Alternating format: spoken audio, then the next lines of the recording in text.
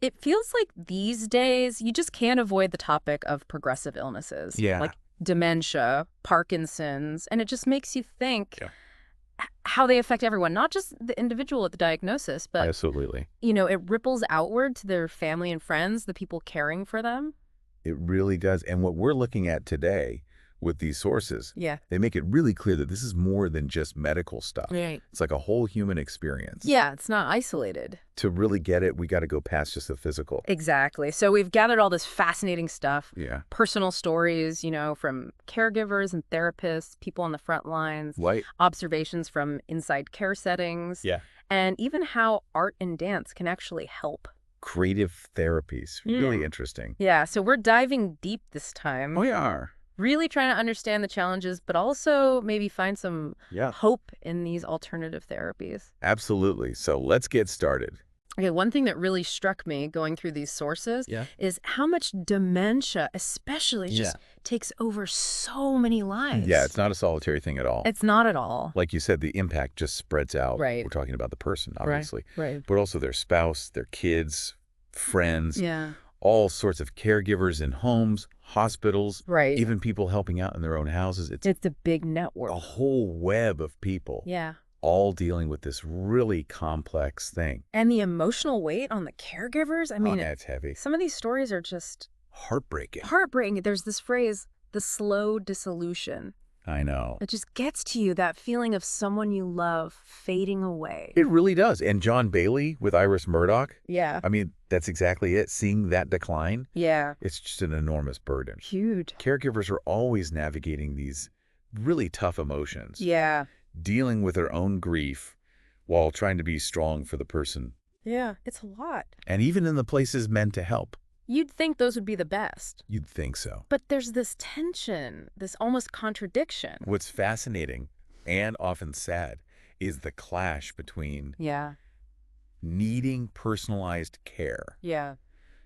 those connections, routines. Right. Those little things that really matter. that are so crucial for someone with dementia. Yeah. But then you have these rigid routines from the institutions. Right. Like it's a factory or something. It can feel that way, Mm-hmm. and while they might seem efficient, Yeah. it actually goes against what real care is. Yeah. That human touch. Exactly. And there's this other thing. Yeah. This forced cheerfulness. It's like you have to be upbeat all the time. Like you can just wish away the sadness. Yeah. Like pretending everything's fine. One source called it hysterical merriment, and Oh, wow. it does a disservice to everyone, the caregivers and the people living with dementia. Because that sadness is real. It's real, and it's part of the process. Yeah, you need to feel it. This all makes you rethink how we even see these illnesses. It does. It's not just physical, organic stuff happening in the brain anymore. It's so much more. It's more The latest research, it's showing how connected everything is. like body and mind. Body, mind, our social situation, these systems, Psyche-soma networks. Wow. they work on levels we don't even realize. It's deep. And dementia can't be just physical when you see these links. Between the body and our inner world. Exactly. And that changes how we see the person going through it. Completely. Yeah. Valerie Sainison, she has this amazing insight. Okay. She says someone getting a physical illness later in life, Okay. their emotional experience, Yeah. it can be similar to someone with a lifelong mental handicap. Wow. I never thought of it that way. It's a different perspective, right? Yeah. And she highlights that in Alzheimer's, the decline, Yeah. it's so vast. It is. Like early stage versus late stage. Yeah. It's as different as someone functioning typic versus someone with serious developmental disabilities. That's a really, really powerful thought. It is. So thinking about the actual care involved, The nitty-gritty. it sounds like the people doing this work, The caregivers. they face so much pressure They do. and not enough support. A lot of the sources talk about projective identification. Projective identification. It's a psych term Hmm. for staff unconsciously take on the patient's feelings. Oh, wow. Empathy's key, of course. Right. But constantly absorbing these intense emotions Yeah. without support, ways to deal with it. It's going to be overwhelming. It can be really damaging for the staff. Yeah. And sadly, even contribute to abuse. Oh, no. It's a difficult reality. And the system itself, it doesn't seem set up to help them either. Often, not enough. Right. You see a lack of people with therapy training. Okay. High turnover of agency staff. Yeah. Which disrupts the consistency of care. Right. That's got to be hard for the patients, too. Absolutely. And then barely any support or supervision. Especially in such a demanding field. Exactly. Working with people who are seen as hopeless cases. Sometimes that perception can be there. It's tough. Kit Wood, his work on empathy and his projective identification in dementia care. Yeah, I was going to mention him. He seems key here. He is. He helps us understand these dynamics between caregivers and people with dementia. And how things can go wrong. How it can be difficult, yeah. If those processes aren't understood. And managed well. It's delicate. And on top of that, you have these system-wide issues. Which just make it all worse. Exactly. We're talking low pay for staff. Often not enough training. Yep. Focus on these metrics, competition between providers. Right, like it's a business. It shouldn't be. And then society itself, sometimes viewing non-productive individuals as a burden. Yeah, a problem to be managed, which is just awful. That story about the manager's comment regarding the nurses. Oh, I know what you mean. With limited English and the patients with severe dementia. Well, they don't understand anything anyway. What's just appalling. Appalling. It shows so little care for both sides. It really does. Devaluing both the patients and the staff. It's not all bad news, though, right?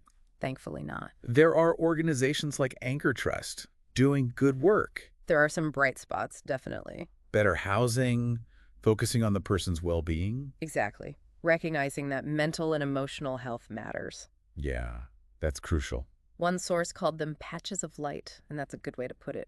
It is. Because we need more of those patches. More of those patches, definitely. And that leads us to something really interesting. What's that? Creative therapies. Oh, right. The art, the music, the dance. The book you shared, it features all these people. They're caregivers and also professionals using arts-based therapies. Like Nancy Tingy with Parkinson's. Yes, her. Ursula Holm working in the community. A pioneer, really. And Rita Simon, who's also dealing with Parkinson's herself. That personal connection makes a difference. I bet it does. And Attilia Cossio, bringing in anthroposophy. Oh, wow. So many different approaches. There really are. It's amazing. Dorothy Jerome, looking at therapeutic circle dance for dementia. I don't know much about that one. It's fascinating. Very movement-based, social. Interesting. Jill Bunce, she works with dance movement therapy for Parkinson's. So both physical and emotional. Exactly, addressing both sides. And Wendy McGee, using music therapy for Huntington's disease. Across all the stages, which is important with Huntington's. Because it's so progressive. Exactly. And John Tyler, with years of experience using art therapy with older folk. His observations were so positive it led to a formal research project. Wow, so inspiring to see that. And Finley McKinley and Barry Falk doing research with real empathy. Yeah, that approach makes a difference. Huge difference. And Ken Evans, his view on the system's problems. He provides that crucial context. Right, he helps us see the bigger picture. Absolutely. So, Nancy Tingy's workshops for people with Parkinson's. In camera, yes. They sound really impactful. They are. Her focus is art as therapy. Okay. But she's clear about boundaries, safety. Right, that's got to be important. Essential, so people feel comfortable creating. Yeah. Because it's more than just making art, it's therapeutic. Right, there's a deeper level. And Ursula Holm with Conquest. Yeah, tell me more about her work. Bringing care into the community through art. Amazing. Way before that was even a common phrase. Ahead of her time. She was truly dedicated to using creativity to help people. And it's interesting, so many of these therapists. Yeah. They have personal experience with these illnesses. It brings a unique understanding, for sure. Like Rita Simon, Attilia Cossio. They know the challenges firsthand. Yeah, both for the person and their families. And Cossio bringing in anthroposophy. That's fascinating, adding that spiritual layer. It is. It broadens the approach. So this therapeutic circle dance for dementia. It's all about movement, social interaction. Love it. What's great about Jerome's work, yeah, she goes in with not knowing. Knowing. It's about observing, listening, learning from the participants. It's very responsive. Exactly. Adapting to their needs. And Jill Bunce with the Parkinson's patients. Yeah, dance movement therapy. Addressing both the motor symptoms and the emotional stuff. She combines dance, neurology, movement analysis. Wow, that's a lot. To create these targeted interventions. Okay. So they understand the connection between body and mind. Yes, the physical and the psychological. Wendy McGee with Huntington's. Music therapy throughout the stages. It shows how adaptable these creative therapies can be. Absolutely, because Huntington's is so progressive. Yeah, you constantly have to adjust. Reevaluate, adapt to be most effective. John Tyler, he's seen art therapy work wonders. For a decade, with older folks, he saw consistent positive effects. So that's what led to the research project. He could convince people with just anecdotes. It's hard to argue with that much experience, though. You'd think so, but sometimes data is what's needed. Data, right? And Finlay McKinley, Barry Falk, their research is so human-centered.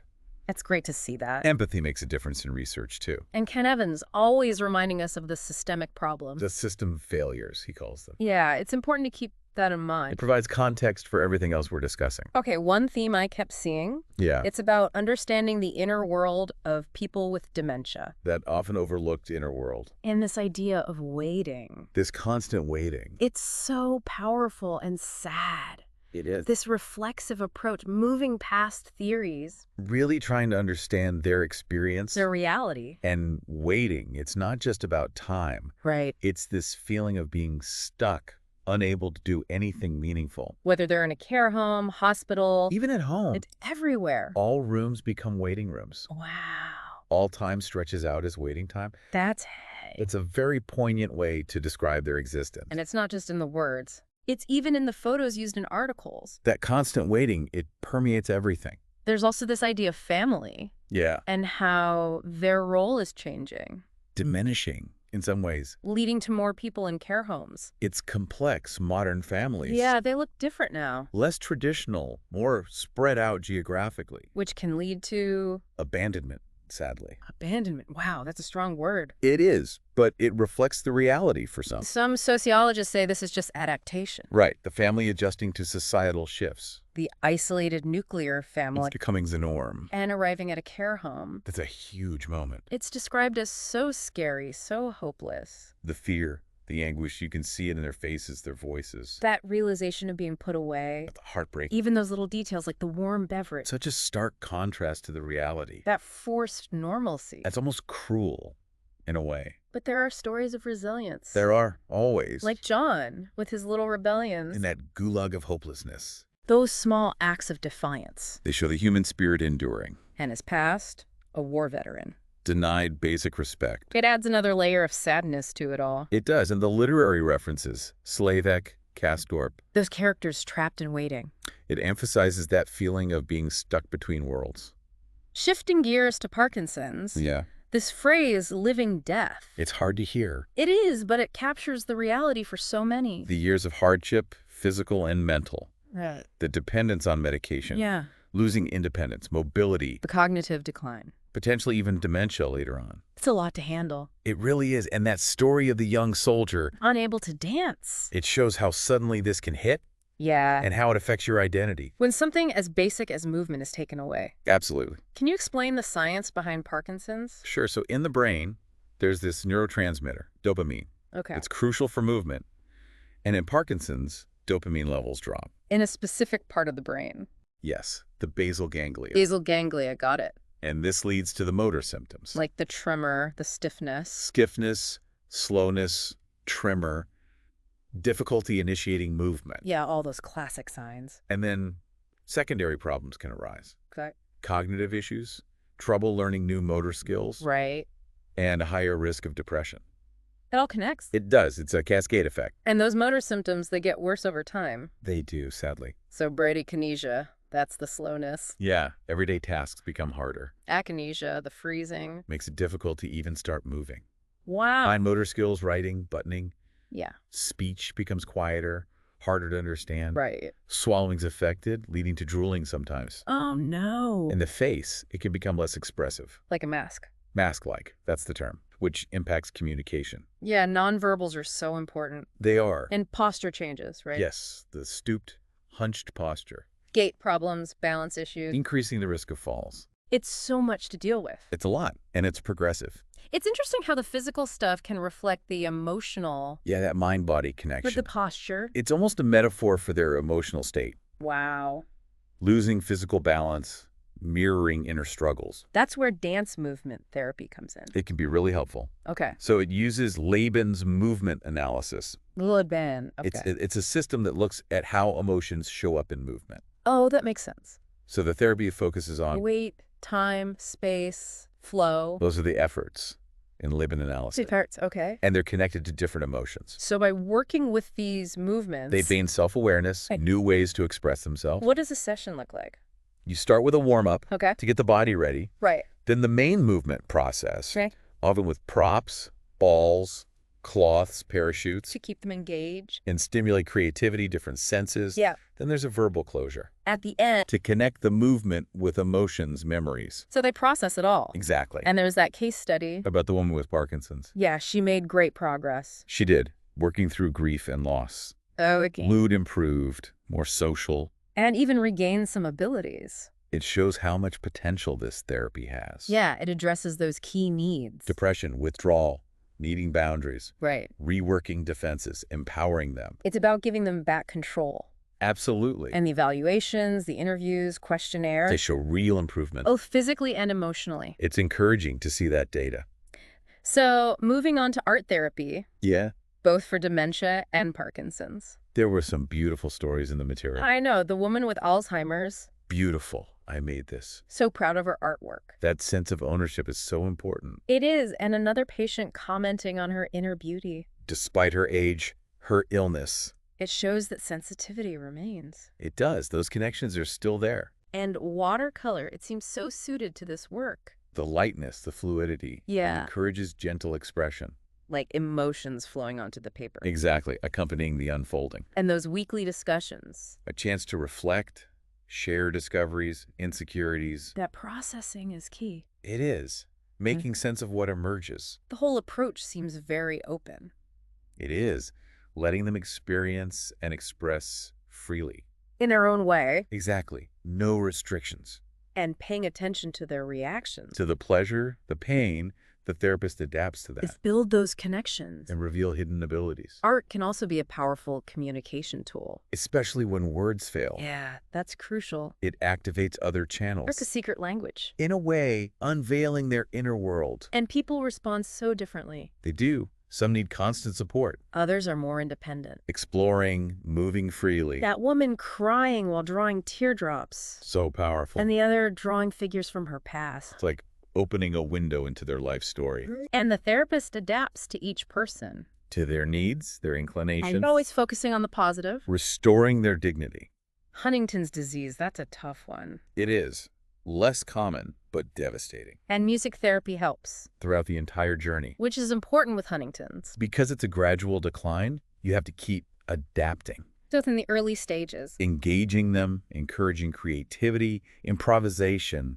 Okay. Taking into account their cognitive ability. Right, and any perseveration. Then in the middle stages, group therapy is helpful. For that social connection. For time out, using each other as prompts. Unfamiliar songs. To aid memory, help with participation. Especially if they have trouble starting or speaking. Exactly, meeting them where they are. That story about the wife seeing her husband. Enjoying the music group. It shows how much joy these therapies can bring. Even amidst the hardship. Joy, connection, reminiscing. All so important. Music really can enhance their quality of life. By addressing the whole person, emotions, body, mind. That case of the older adult with Alzheimer's. Whose art was so formal at first. Like she was clinging to the past. Perhaps related to her grief. Yeah, for her husband. That need for control, for order. And then she shifted to more imaginative painting. Plots of Earth, maybe linked to that unresolved loss. Wow, that's fascinating. And then she started tending to a real plant.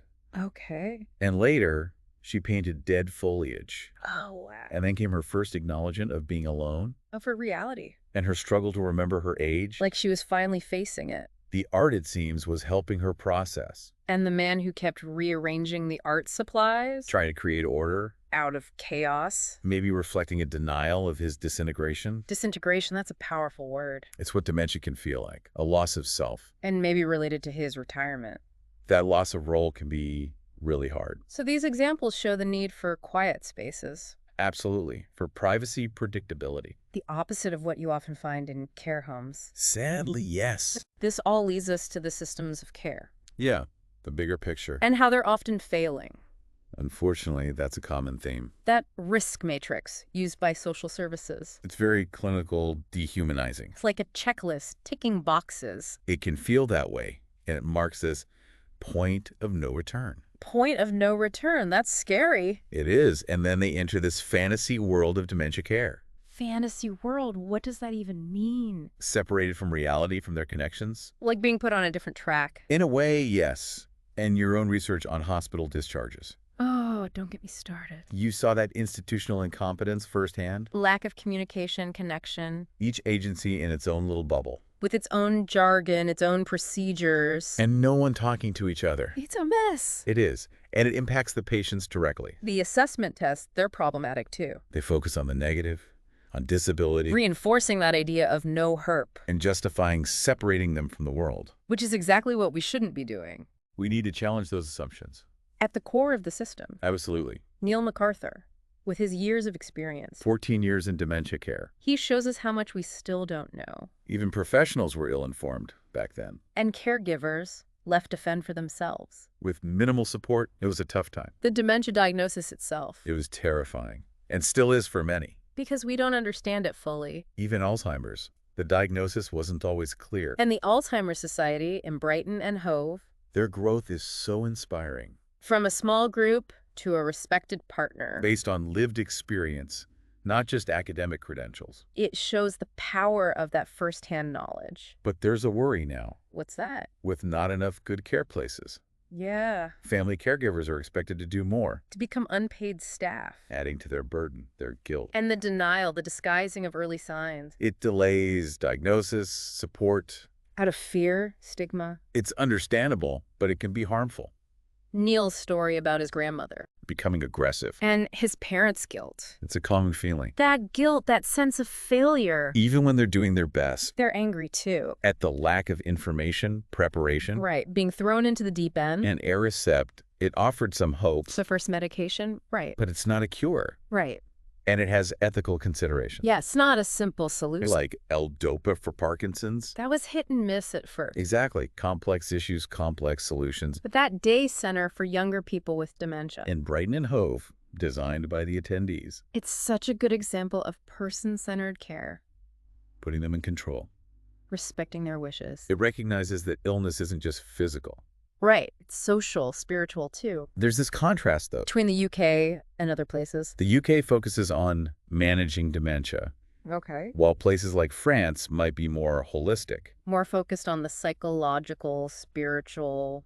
There's a different perspective. And some UK doctors resisting therapy for dementia patients. It's surprising, given the impact on their inner world. On their sense of self. They say these patients lack insight. But Oliver Sacks, Luria, they disagree. They showed us that we can't assume. We can't know what's going on inside. Exactly. Ignoring their emotional needs. It can actually worsen their condition. Making them more negative, hopeless. And that story of the woman in art therapy. Expressing her feelings through a painting. Even though she couldn't describe it in words. It shows the power of nonverbal communication. It speaks volumes, literally. And caregivers, they need support too. They do. They're dealing with guilt, fear. That nameless dread.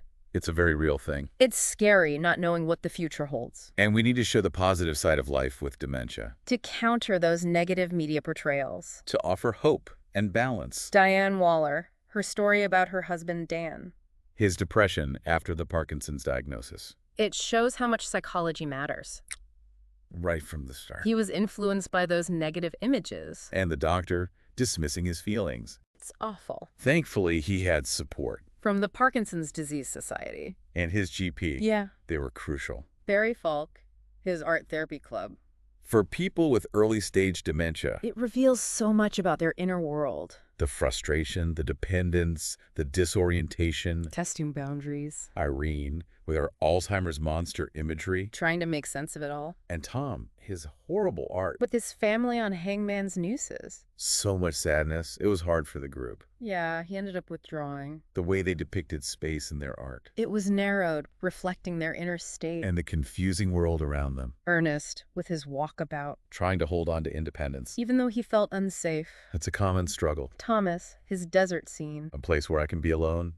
That need for solitude. To reconnect with himself. Maddie, her repetitive but joyful art. Those cottage scenes, a space of play. It's so interesting how they used art. To express their needs, their desires. Dorothy, her struggle with space on paper. And then her breakthrough, the playful kitten. Like a release of tension. Finding joy again.